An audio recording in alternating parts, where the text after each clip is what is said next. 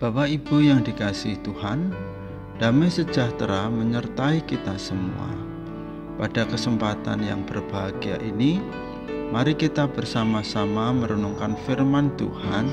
Kita akan belajar firman Tuhan dengan judul Yesus Keturunan Hesron, yang terambil dari kitab Matius 1 ayat yang ketiga. Demikian bunyi firman Tuhan. Yehuda memperanakkan Peres dan Serah dari Tamar. Peres memperanakkan Hesron, Hesron memperanakkan Ram. Mari kita berdoa terlebih dahulu. Bapa yang ada di dalam surga, pada kesempatan ini kami mau merenungkan firman-Mu. Berkati kami untuk kami bisa mengerti dan memahami isi firman-Mu, sehingga menjadi berkat bagi kami. Dalam nama Tuhan Yesus kami berdoa dan bersyukur. Bapak Ibu yang terkasih dalam Tuhan, kami rindu ingin melanjutkan renungan firman Tuhan yang sebelumnya. Dan entah kenapa saya ingin membahas tema ini, karena bagi saya secara pribadi belum mengerti siapa Hesron itu. Lalu mengapa Hesron dijadikan nenek moyang dari Tuhan Yesus?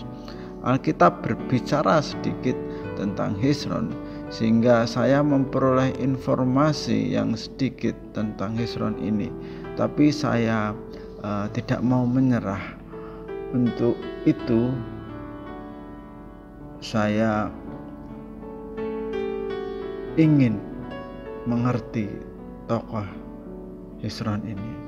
Berikut ini saya akan membahas bersama-sama dengan Bapak Ibu semuanya, dan kiranya juga akan memberkati kita semua. Hesron hidup dalam situasi yang sulit. Hesron hidup pada masa ketika bangsa Israel berada di tanah Mesir, dan ketika Yusuf sebagai penguasa yang kedua di Mesir sudah meninggal, sehingga bangsa Israel mengalami kesulitan hidupnya di tanah Mesir. Bangsa Israel dijajah oleh bangsa Mesir. Sebagai generasi yang berbeda dengan Yusuf, maka kerajaan Mesir sudah tidak menghargai lagi jasa-jasa Yusuf. Mereka melakukan bangsa Israel sebagai budak, disuruh bekerja secara paksa, dan hidup mereka dalam penderitaan. Dan oleh karena itu Hesron hidup pada zaman itu dan hidup dalam situasi yang sulit. Yang kedua, Hesron adalah orang yang diberkati Allah. Walaupun tidak disebutkan dalam Alkitab bahwa Hesron diberkati Allah, namun Hesron memiliki keturunan, yaitu 3 anak laki-laki. Dalam 1 Tawarikh 2 ayat yang ke-9 dikatakan demikian. Anak-anak yang dilahirkan bagi Hesron adalah Yerahmeel, Ram, dan Kelubai.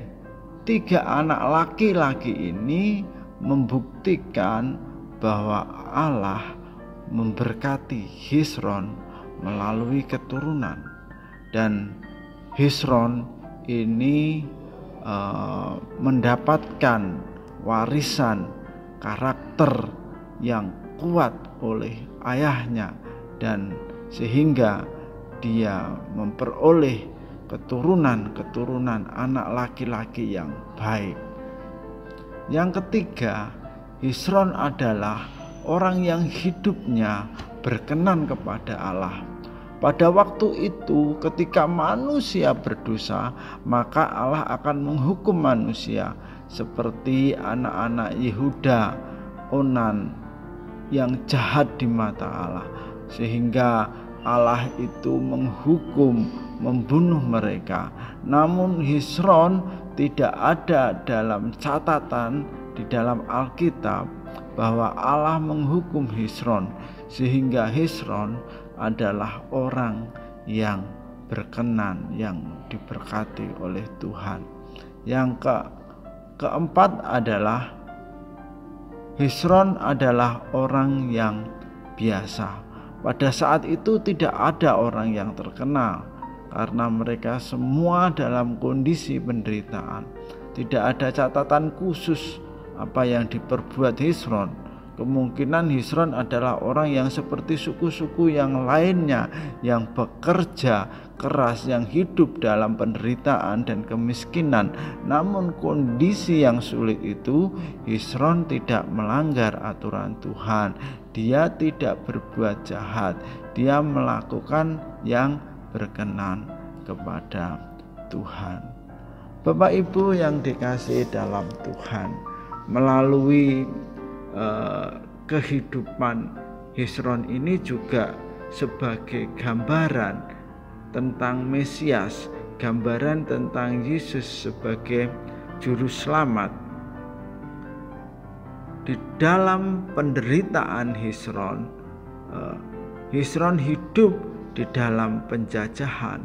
Demikian juga Tuhan Yesus itu hidup di dalam penjajahan bangsa Romawi, dan ketika mendapatkan penderitaan itu, Hesron tidak mau melanggar perintah Tuhan.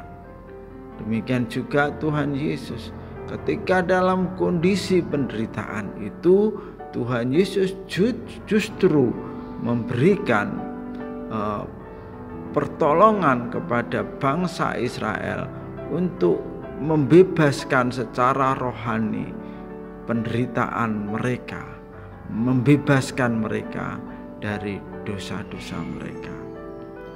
Hesron adalah orang yang diberkati Allah karena mendapatkan keturunan-keturunan yang baik. Demikian juga Tuhan Yesus. Tuhan Yesus adalah sumber dari berkat, menurunkan berkat-berkat dari Allah Bapa kepada umat manusia. Hesron adalah orang yang hidupnya berkenan kepada Allah, dan Tuhan Yesus mengajarkan kepada banyak orang supaya bisa hidup berkenan kepada Allah. Hesron adalah orang yang biasa, namun dia tidak jahat. Dia tidak melanggar perintah Tuhan. Demikian juga Tuhan Yesus. Tuhan Yesus adalah orang yang biasa, keturunan dari tukang kayu. Namun bahwa Tuhan Yesus ini mau supaya bangsa Israel hidup dalam perbuatan-perbuatan yang baik. Semua manusia supaya terbebas dari kejahatan, dari dosa manusia. Demikianlah firman Tuhan yang bisa saya bagikan kepada Bapak Ibu semuanya. Mari kita akan berdoa. Terima kasih Tuhan Yesus buat hari ini, karena kami sudah menyampaikan firman Tuhan, kiranya akan menjadi berkat bagi kami semuanya. Haleluya, amin. Tuhan Yesus memberkati kita.